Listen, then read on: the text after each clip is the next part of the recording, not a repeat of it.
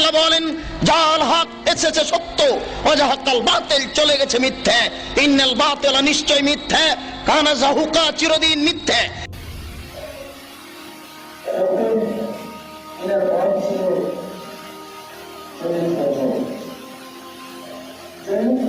যখন নবী সাল্লাল্লাহু আলাইহি ওয়াসাল্লামের বয়স হয়েছিল, তখন আল্লাহ রাব্বুল আলামিন তার উপরে বার্তা অবতীর্ণ করলেন, মেসেজ দিলেন তাকে যে হে নবী মুহাম্মদ সাল্লাল্লাহু আলাইহি ওয়াসাল্লাম, তুমি তোমার যারা নিকট আত্মীয়, এটা আল্লাহ রাব্বুল আলামিন সূরা তাহার মধ্যে বলেছেন, وأنذر عشيرتك الأقربين। হে নবী মুহাম্মদ সাল্লাল্লাহু আলাইহি ওয়াসাল্লাম, তুমি তোমার নিকট আত্মীয়দেরকে তুমি তুমি জাহান্নামের ভয় দেখাও। আর পূর্বে তিনি কি করছিলেন সেটাও আমাদের জানার প্রয়োজন রয়েছে। যখন তিনি যখন ইসলামের বার্তা মানুষের সামনে যখন তুলে ধরলেন, ডাইরেক্ট খোলামেলাভাবে তিনি বলতে পারেননি, কারণ সেই সময় তার অবস্থা খুব শোচনীয় ছিল। যদি নবী সাল্লাল্লাহু আলাইহি ওয়াসাল্লামের পৃথিবী মানুষদেরকে ইসলামের দাওয়াত প্রকাশ্যভাবে দিতে লাগতেন, তাহলে তার জীবনহানির সম্ভাবনা ছিল। যাই হোক, নবী সাল্লাল্লাহু আলাইহি ওয়াসাল্লাম যখন ইসলামের কথা বললেন, তখন সর্বপ্রথম যিনি ইসলাম গ্রহণ করেছিলেন তিনি হলেন খাদিজা রাদিয়াল্লাহু তাআলা আনহা। অর্থাৎ নবীর স্ত্রী খাদিজা রাদিয়াল্লাহু তাআলা আনহা। তারপরে হযরত আবু বকর সিদ্দিক রাদিয়াল্লাহু তাআলা আনহু, পুরুষদের মধ্যে এবং মহিলাদের মধ্যে হযরত আলী রাদিয়াল্লাহু তাআলা আনহু, এবং বাচ্চাদের মধ্যে হযরত আলী রাদিয়াল্লাহু তাআলা আনহু।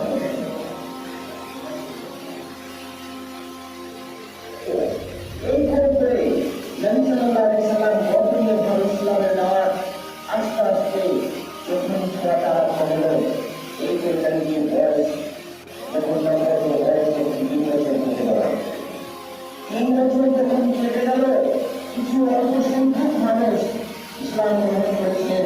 তার মধ্যে হযরত ওমর ভালো করে তিনি করেছিলেন ইসলাম গ্রহণ, হযরত উসমান রাদিয়াল্লাহু তাআলা গ্রহণ করেছিলেন। এই করে প্রায় অল্প সংখ্যক মানুষ ইসলাম গ্রহণ করেছিলেন। তখন আল্লাহ বললেন, ওয়ান্দির আশিরাতাকা আল-আকরাবিন, হে নবী তুমি আর গোপনে ইসলামের প্রচার করো না, কারণ ইসলাম হচ্ছে শান্তি ধর্ম, এটা হচ্ছে আমার ধর্ম, আর এই কখনো গোপন থাকতে পারে না, অতএব তুমি তোমার ইসলামের দাওয়াত দাও। তখন নবী সাল্লাল্লাহু আলাইহি ওয়াসাল্লাম মক্কার পার্শ্ববর্তী একটা পাহাড় ছিল সাফা, সেই সাফা পাহাড়ের উপরে চড়ে তিনি ইয়া সাবা বলে মানুষদেরকে আহ্বান করলেন, ডাকলেন, হে সাবা, হে কুরাইশের যুবকরা, হে বানু হাশিমের যুবকরা, তোমরা ছুটে এসে তোমাদের একটা গুরুত্বপূর্ণ বার্তা রয়েছে। যখন এই কথা নবী সাল্লাল্লাহু আলাইহি ওয়াসাল্লাম যখন বললেন, তখন সবাই জানত যে নবী, সবাই জানত যে মুহাম্মদ জীবন মিথ্যা হতে পারে না, মুহাম্মদ কাউকে প্রতারণা করে না, মুহাম্মদ কাউকে ধোঁকাবাজি করে না। অতএব সবাই করলেন, সবাই এক নবী তাকে সবাই সেই সাফা পাহাড়ের নিকট উপস্থিত হয়ে গেল। তখন নবী সাল্লাল্লাহু আলাইহি ওয়াসাল্লাম বললেন, হে মক্কার লোকেরা, আমি যদি তোমাদেরকে বলি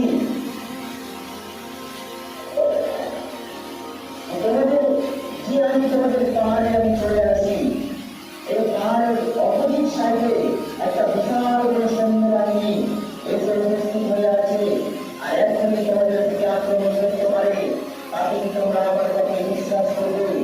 তখন সবাই একজন বলেছিল, অবশ্যই মুহাম্মদ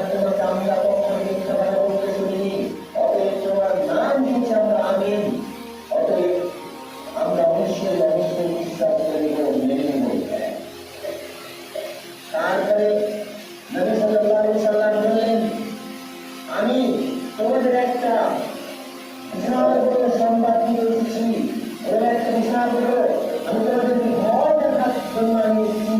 আল্লাহ রাব্বুল আলামিন আমাকে পাঠাচ্ছেন, আমি হচ্ছি তোমাদের রসূল, আমি হচ্ছি তোমাদের বার্তা বাহক। আল্লাহর বার্তা আমি তোমাদের কাছে প্রয়োগ করছি। অতএব তোমরা কি করো? তোমরা জাহান্নামকে ভয় করো। এই বার্তাটা বলার জন্য আমি তোমাদেরকে আজকে আহ্বান করছি। অর্থাৎ তোমরা এক আল্লাহকে স্বীকার করো এবং আমাকে মানিয়ে তোমরা সুরক্ষা মেনে নাও। তখন মক্কার লোকদের মাথা গরম হয়ে গেল। এমনকি তার নিজের চাচা আবু লাহাব বলছিলেন, তুমি আমাদেরকে এই কথা বলার জন্য তুমি আমাকে দিয়েছো। তখন সে একটা বড় লাঠি দিয়ে নবীর থেকে চালিয়ে দিল এবং তাকে ধিক্কার দিয়ে সেখান থেকে তখন নবী সাল্লাল্লাহু আলাইহি সাল্লাম দুঃখিত হয়েছিলেন, যার উপর আল্লাহ রাব্বুল আলামিন তাকে তার শেষ পরিণতি কি ঘটবে। তো নবী সাল্লাল্লাহু আলাইহি সাল্লাম তাআলা বললেন, আমি না বলবো যেটা মুহাম্মদ, তুমি দুঃখিত হয়ে না, কারণ আমি আল্লাহর হাত ধ্বংস করে দিয়েছি। আল্লাহর হাত ধ্বংস হয়ে যাবে এবং যে তোমার প্রতি যে জুলুম অত্যাচার করেছে সেও তার স্ত্রী করেছে, তোমার প্রতি কাটা ফেলছে, যার কারণে সে তার স্ত্রীর গলায় নিজ করবো আমি রশির একটা আগুনের রশি তাকে মারা দিই। এই হচ্ছে নবী সাল্লাল্লাহু আলাইহি সাল্লামের প্রতি মানুষের জুলুম অত্যাচার। এরপরে তারা আন্দোলনা শেষ পর্যন্ত ইসলামের দাওয়াত যখন নবী সাল্লাল্লাহু আলাইহি সাল্লাম প্রকাশ্য দিতে আরম্ভ করলেন, তখন নবীর প্রতি এবং নবীর সাহাবাদের প্রতি বিশাল অত্যাচার জুলুম শুরু হয়ে গেল। এমনকি অনেক সাহায্যে তারা প্রচুর প্রত্যক্ষ ভারতকে সরিয়ে দিয়ে নতুন করে পাথর চাপতে চাপা দিয়ে দিয়েছিল। খাত্তাবিন আস বলে একজন সাহাবী, তিনি এনাকে কি করেছিলেন, এনাকে কয়লার উপরে কয়লার আগুনের উপরে তাকে ঠিক করে শুরু করে তার পিছনে কতগুলো চামড়া এবং মানুষের সব ধরে ধরে সেই তার মুখে দিত। এই করে জুলুম অত্যাচার যখন শুরু হয়ে গেল, তখন নবী সাল্লাল্লাহু আলাইহি সাল্লাম মক্কার মুসলমানদেরকে অর্ডার দিলেন, তোমরা এবার এই মক্কা ছেড়ে অন্য রাষ্ট্র যেতে পারো।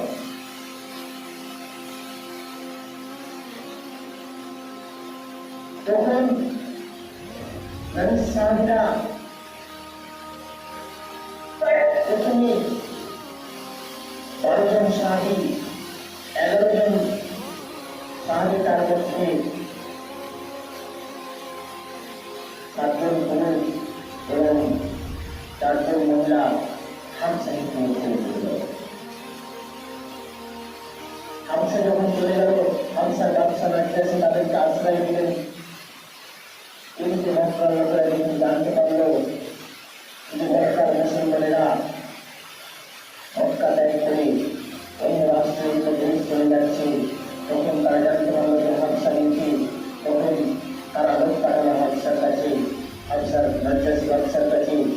বাদশা কি বলছে, আমাদের কয়েকটা লোক আপনার দেশে পৌঁছেছে, আপনি আমাদের পরিচালনা দিয়ে দিন। তখন তাদের সাথে মুসলমানদের সাথে কথা বললেন, শেষ পর্যন্ত কিনা তাকে পাঠাবেন না, তাদেরকে আবার তোমরা চলে যাও, তোমাদের সাথে আমার এই যারা এসেছিল তাদেরকে আর পাঠানো হবে না। এই করে মুসলমানদের প্রতি অত্যাচার শেষ পর্যন্ত মক্কার লোকেরা নবী মুহাম্মদ সাল্লাল্লাহু আলাইহি ওয়াসাল্লামকে লোক লালসার করার জন্য লোক দিতে আরম্ভ করল। তারা লোক পাঠালো নবীর চাচা আবু তালেবের কাছে। আবু তালেব কি বলো, তুমি তোমার ভাতিজাকে সঙ্গে নাও,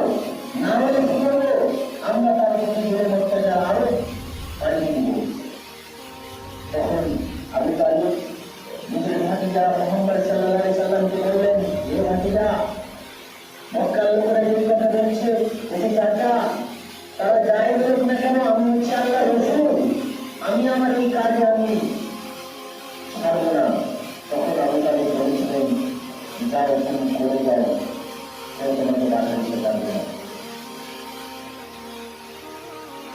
শেষ পর্যন্ত মক্কার লোকেরা নবী মুহাম্মদ সাল্লাল্লাহু আলাইহি সাল্লামকে বলতে বলো যে হে মুহাম্মদ, তুমি যদি আমাদের এই মক্কার সবথেকে বড় ব্যক্তি হতে চাও, বড় দায়িত্বশীল হতে চাও, তাহলে আমি তোমাকে বড় দায়িত্বশীল বানিয়ে দেবো।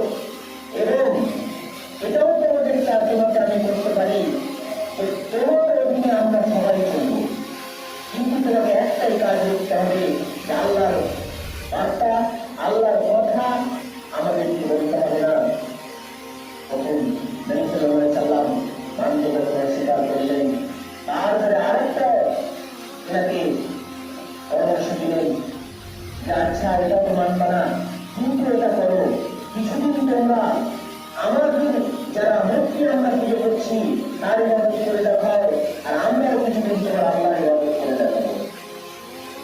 তখন আল্লাহ রাব্বুল আলামিন আয়াত অবতীর্ণ করলেন, কুল ইয়া আইয়ুহাল কাফিরুন লা আ'বুদু মা তা'বুদুন ওয়া আনতুম আ'বুদুনা মা আ'বুদু ওয়া আনা আ'বুদু মা আ'বুদতুম ওয়া আনতুম আ'বুদুনা মা আ'বুদু লাকুম দীনুকুম ওয়ালিয়া দীন।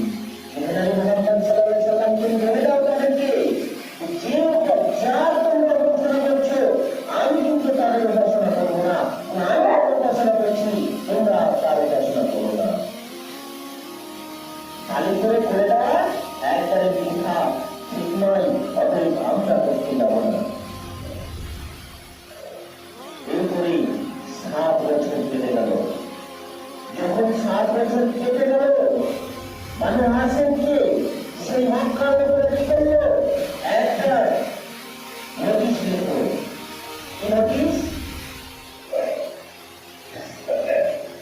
যে বানু হাশিমের সাথে কোনো লেনদেন থাকবে না, বানু হাশিমের কাছে আমরা কিছু বিক্রি করবো না, তাদের কাছ থেকে আমরা কিছু নেব না। শেষ পর্যন্ত তাদের জন্য একটা ডিটেনশন ক্যাম্প তৈরি করবো, আর সেই ক্যাম্পে তাদেরকে যতক্ষণ মুসলমান ছিল তাদেরকে বানু হাশিমের গোত্রকে সবাইকে সেই আবু তালেবের ঘাঁটিতে, আবু তালেবের জায়গা একটা রয়েছে, সেই জায়গাতে তাদেরকে ধরে তালা রাখতে দিল।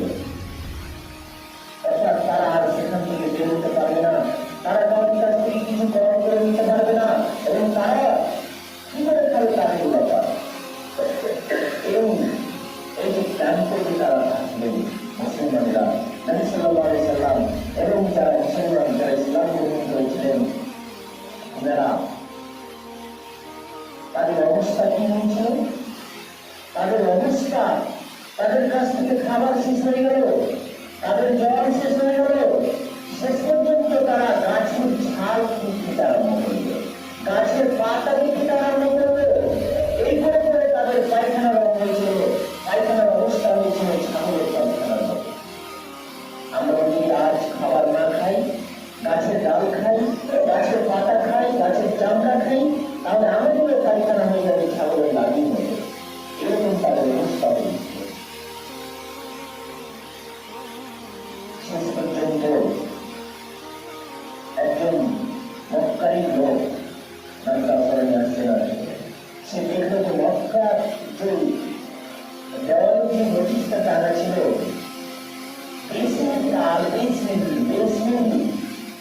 এই কথাটা ছাড়া বাকি যতগুলো রয়েছে সব বই কিনে সে দড়িয়ে গিয়ে জানতে গিয়েও খবর দিচ্ছে, তোমরা আর কেন এখানে আছো? তোমাদের যে নোটিশটা টানা হয়েছিল সেটা ছেড়ে শেষ হয়ে গেছে, তাদেরকে বিরোধ হয়ে গেছে, অতএব তোমরা বেরিয়ে যাও।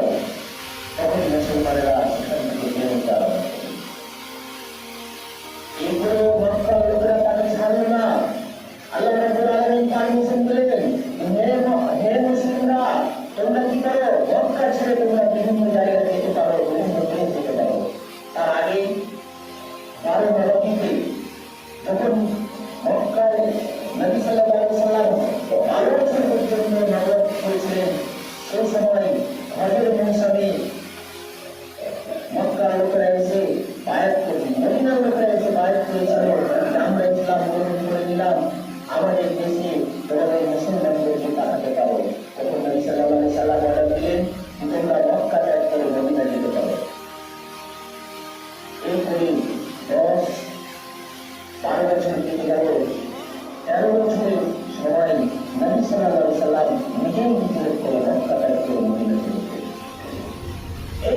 ইসলামের প্রচার, ইসলামের কষ্ট, যারা ইসলাম গ্রহণ করেছে তাদের কষ্ট।